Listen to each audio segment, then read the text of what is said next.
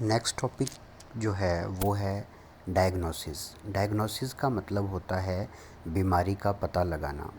Ads इतनी भयानक बीमारी क्यों है, इस बात को समझेंगे हम। एड्स इस भयानक बीमारी इसलिए है, इतनी फियरफुल डिज़ीज़ या ड्रीडफुल डिज़ीज़ इसलिए है क्योंकि अगर मान लीजिए किसी ऑर्गेनिज़म की बॉडी में, किसी ह्यूमन बीइंग की बॉडी में अगर एड्स का वायरस आज की डेट में एंटर करता है तो एड्स के सिम्टम आने में लगभग 10 से लेके 15 साल लग जाते हैं सिम्टम्स को आने के लिए। और जब सिम्टम आते हैं तब तक उस इंसान की जो इम्यूनिटी है या इम्यून सिस्टम है वो पूरा का पूरा ख़त्म हो चुका होता है, डिस्ट्रॉयड हो गया होता है।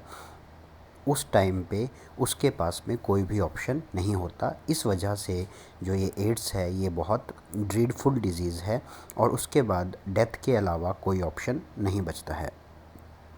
तो इसका डायग्नोज़ कैसे कर सकते हैं आप? डायग्नोज़ के लिए टेस्ट है, जैसे हमने पढ़ा था कि टाइफाइड के लिए जो टेस्ट है वो विडाल टेस्ट होता है। इसी तरह से ये जो एड्स है इसके लिए जो टेस्ट है उसका नाम है एलिज़ा टेस्ट। एलिज़ा का मतलब होता है एंजाइम लिंक्ड इम्यूनोसॉर्बेंट एसे, ये उसका नाम है। ये जो टेस्ट है, इस टेस्ट की हेल्प से जो साइंटिस्ट हैं वो क्या पता लगाते हैं, थोड़ा सा इसके बारे में बात कर लेते हैं। इस टेस्ट के अंदर जैसा हमने इम्यूनिटी के अंदर पढ़ा था कि जब हमारी बॉडी के अंदर कोई भी एंटीजन आता है, एंटीजन का मतलब कोई भी फॉरेन पार्टिकल आता है, चाहे वो वायरस हो, चाहे बैक्टीरिया हो, चाहे वो कोई भी फॉरेन पार्टिकल आता है, तो हमारी बॉडी उसके रिस्पॉन्स में एक स्पेशल तरह की एंटीबॉडी प्रोड्यूस करती है।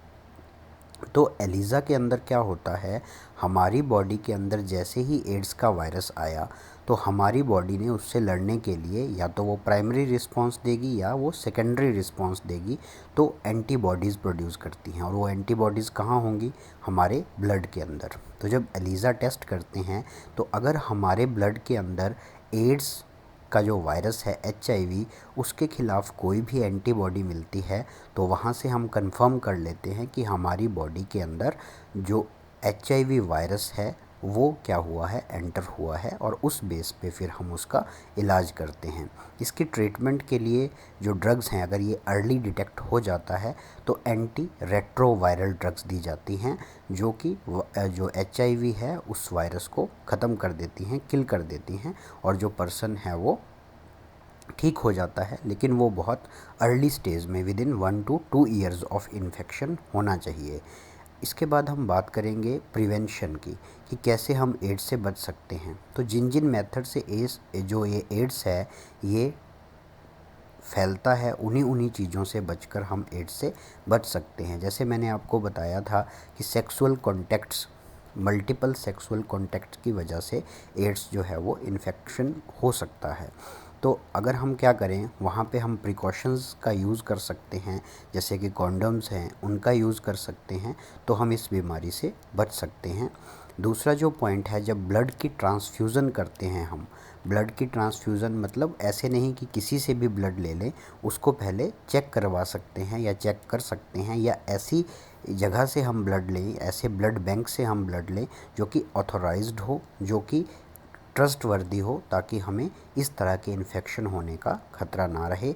हम ड्रग और अल्कोहल एब्यूज़ को कम कर सकते हैं, या जो इंट्रावीनस ड्रग लेते हैं उनको रोक सकते हैं, और हम गाइड कर सकते हैं पीपल को कि किस तरह से ये एड्स फैलता है और उनको इस भयानक बीमारी से बचा सकते हैं।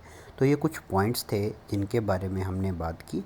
अभी एक टॉपिक इसमें रहता है जो है life cycle of AIDS virus.